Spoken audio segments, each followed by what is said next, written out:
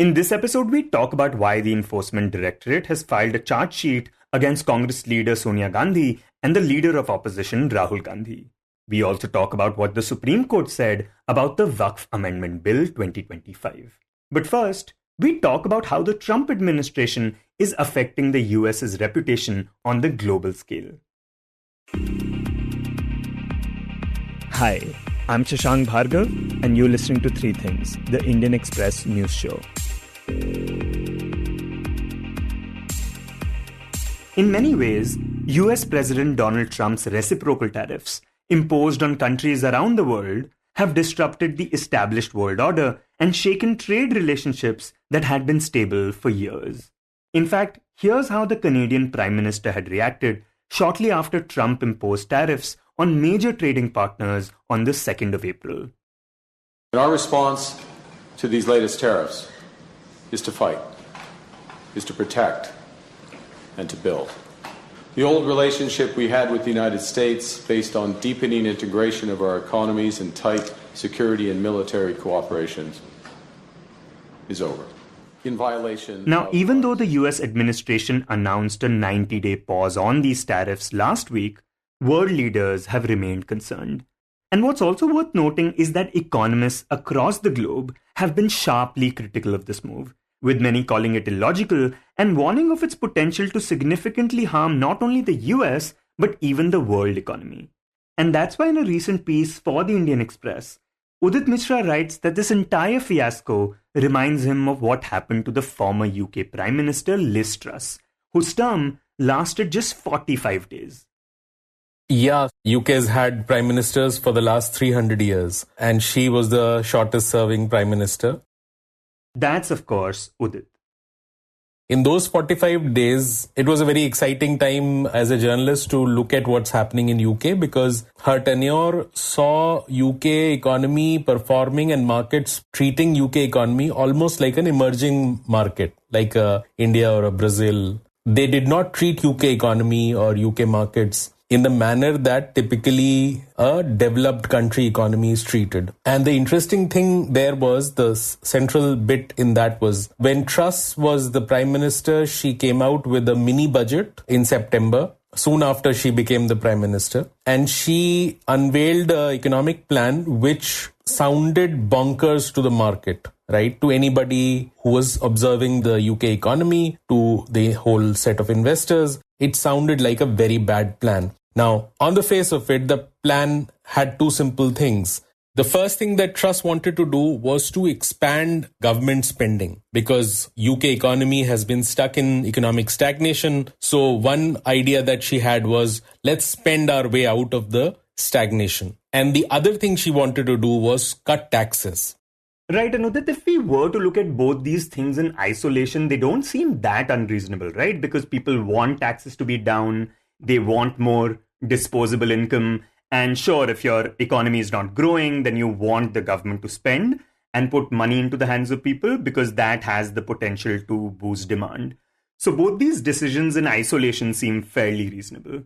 Yes, and at different times, different governments have done that, and successfully. But it's the context that changes everything. A, you are doing it together. B, the context at that time was the UK economy had a long period of economic stagnation and had historically high inflation rates. And both these things, boosting government expenditure and cutting government taxes, basically meant that inflation would rise and the government in UK will not be able to actually pay back the borrowing. And so what happened was, in sum and substance, was that investors dropped anything which was a UK currency asset, which is to say that anything which was related to UK pound sterling. So which means any government borrowing which was done in pound sterling by itself as a currency, everything was dropped. By dropping, I mean investors said, we don't want to hold this, we are selling it.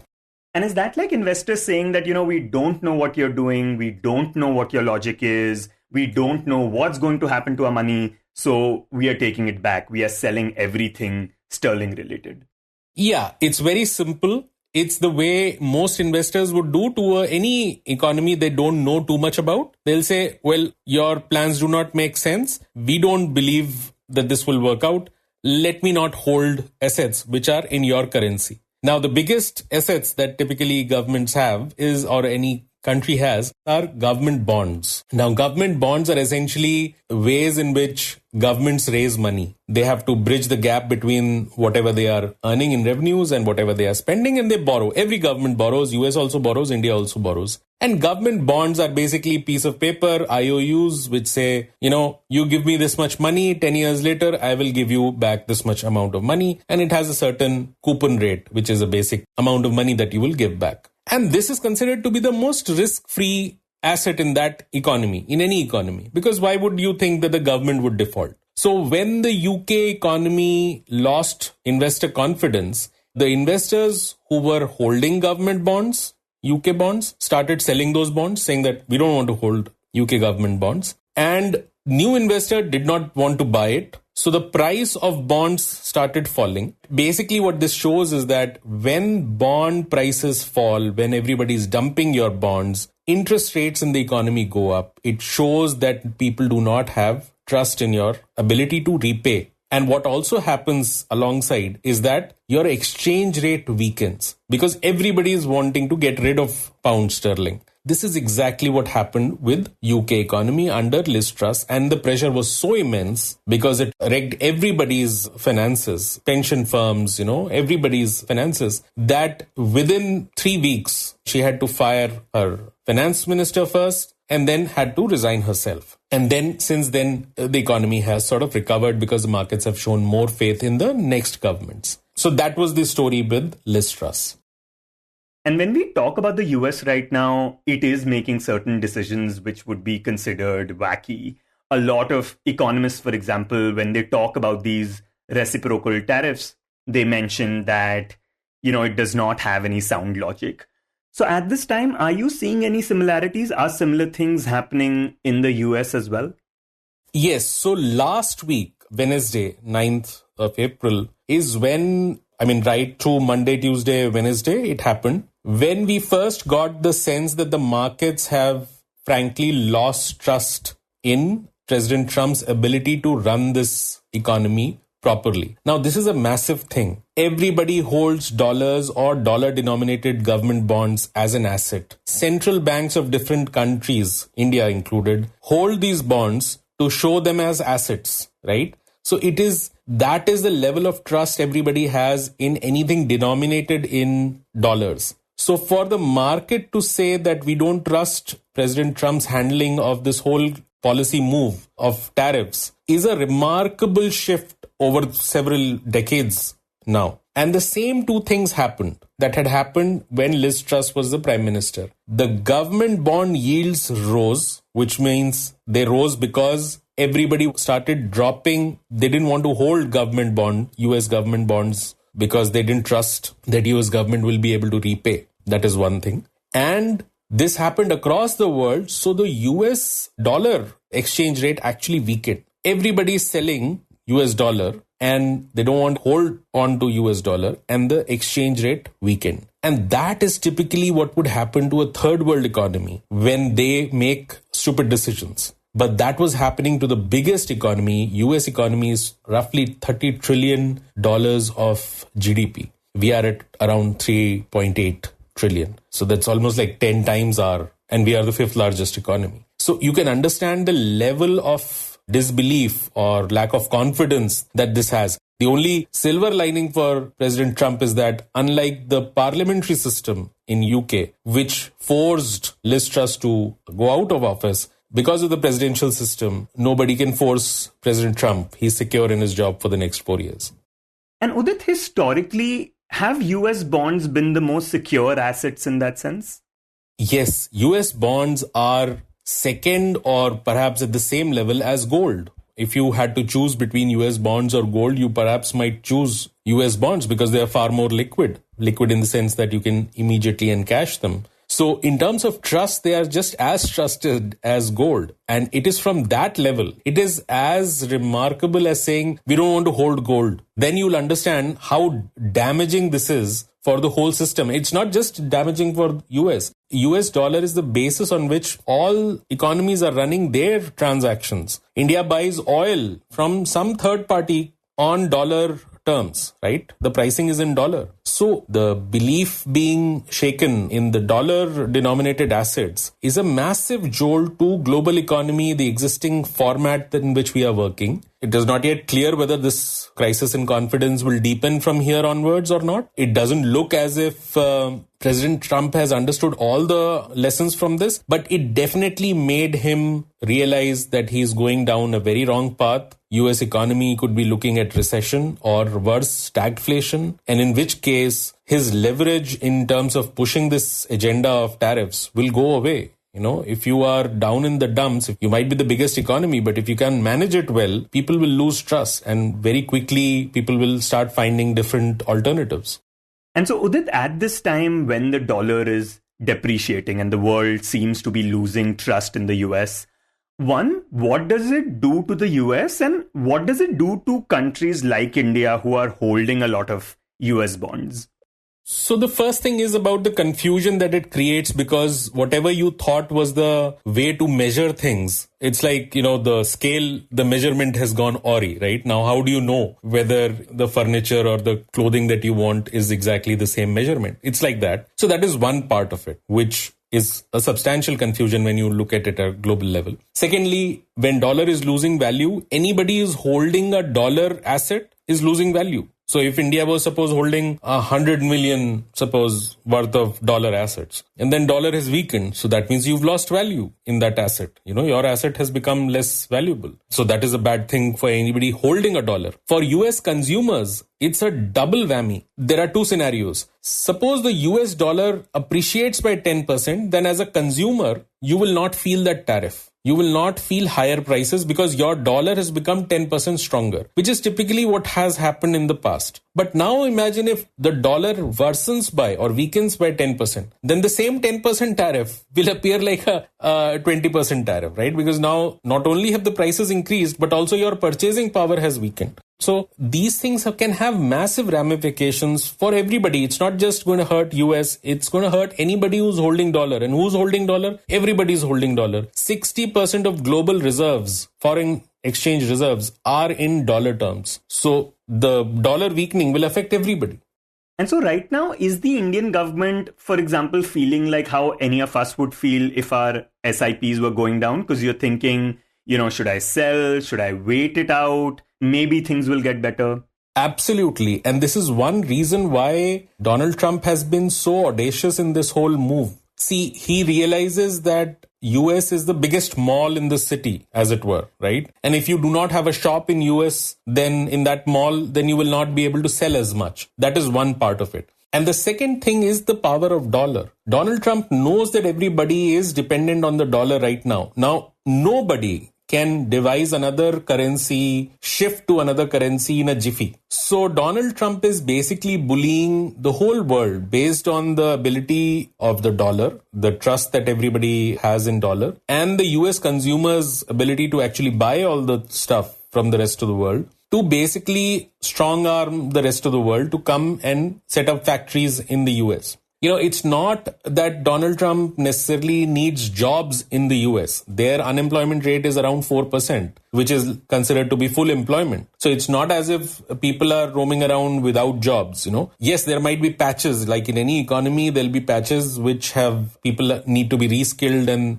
but that number is still very low. It is about this insistence where he thinks that it's a national security problem, that we are dependent on so many supply chains which are outside the US. And he wants cars, he wants steel, he wants everything to be made inside the US so that if tomorrow there is a war, US should not capitulate because for technology they're dependent on Taiwan, or for oil they're dependent somewhere else, or cars they're dependent on Europe, and they should not find themselves totally wanting. So they would rather make all the things using robots inside US. So at one level, one can understand why they are so, bothered. It's also about containing China. That with every passing 5-year phase, you can sense that US is getting increasingly anxious that China is going to overtake them or dominate them, and that worry where you stop focusing on how to improve your economy, but more about, trying to damage the competitor's economy is the thing that can we do something that can damage them and, push them back?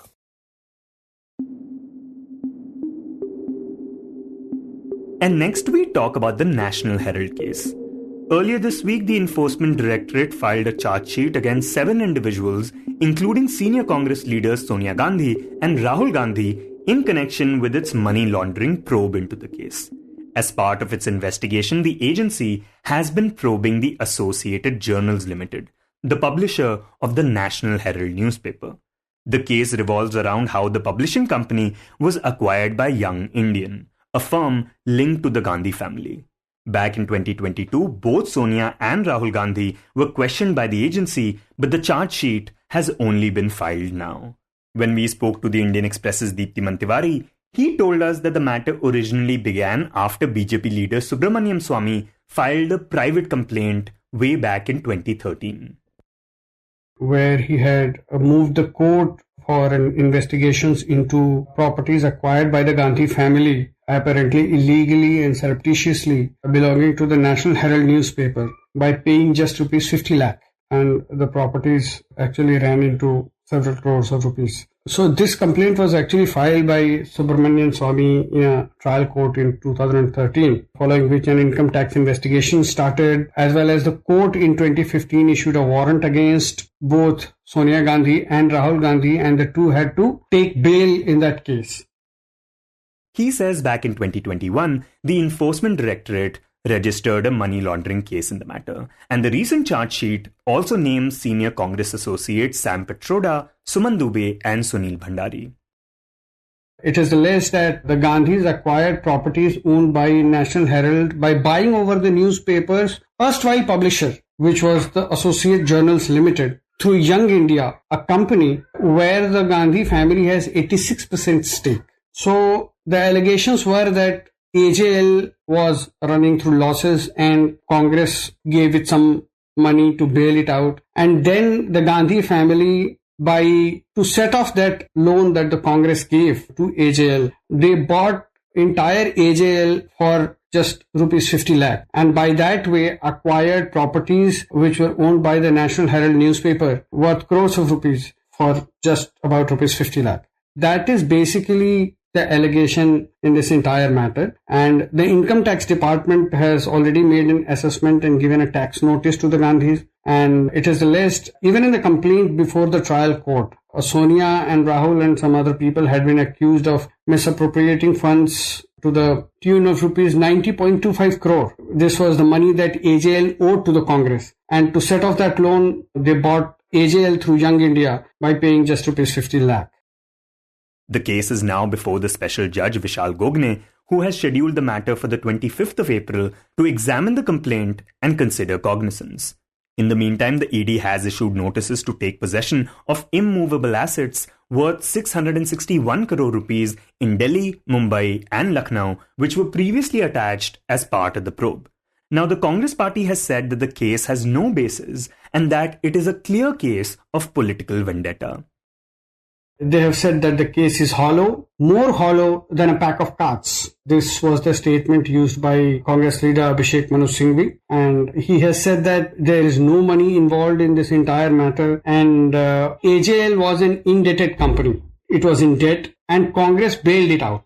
So whatever was done, there is no illegality in all of this, because there was a debt of over 90 crores which was assigned to a new company, which is Young India. So now AJL is debt free and Young India is looking at whatever debt that AJL had. So they are saying that there is no illegality in all of this and it is all allowed in the Companies Act and everything. So this is merely a case of political vendetta and nothing else. And they have said that ever since this government has come, it has been going after opposition leaders on some pretext or the other. That's what this case is all about. That's the Congress's defense. Now, one thing that Deeptiman does point out is that this case has been filed without a predicate offence.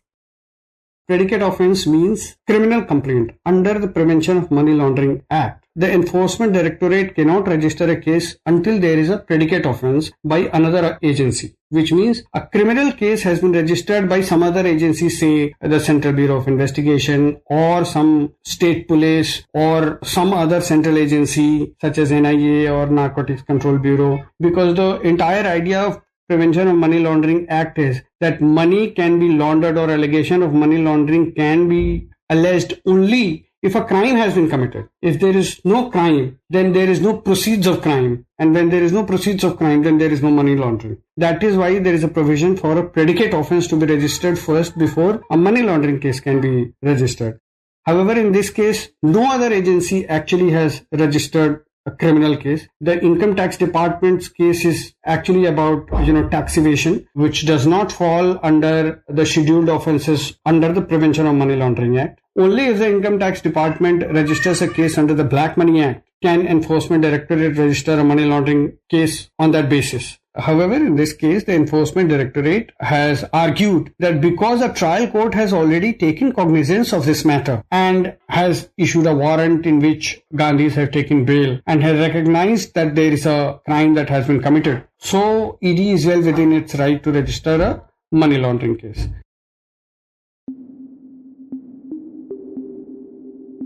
And in the end, we talk about the Waqf Amendment Bill. Yesterday, the Supreme Court admitted a challenge to the Act and indicated that it may stay the operation of certain provisions of the contentious law. Chief Justice of India Sanjeev Khanna, in an oral observation, noted that the court typically does not stay legislation at this stage unless there are exceptional circumstances, adding that this case appears to be an exception. He also expressed concern that if Waqf by user is denotified, it could lead to serious consequences. Here, Waqf by user refers to properties that have been used for Waqf purposes for a long period but lack former legal documentation. Under the new law, such properties would no longer be automatically recognized as Waqf. The court indicated that any interim order would likely focus on the concept of Waqf by user, permitting government officials to make decisions on disputed Waqf properties and allowing non-Muslim representation on Waqf boards. The bench said it would hear the matter again today at 3 p.m. before passing any orders. It also indicated that it would decide whether to continue hearing the batch of petitions or refer them to a high court for consideration. After the hearing, CJI Khanna expressed concern over the recent violence in West Bengal, calling it disturbing.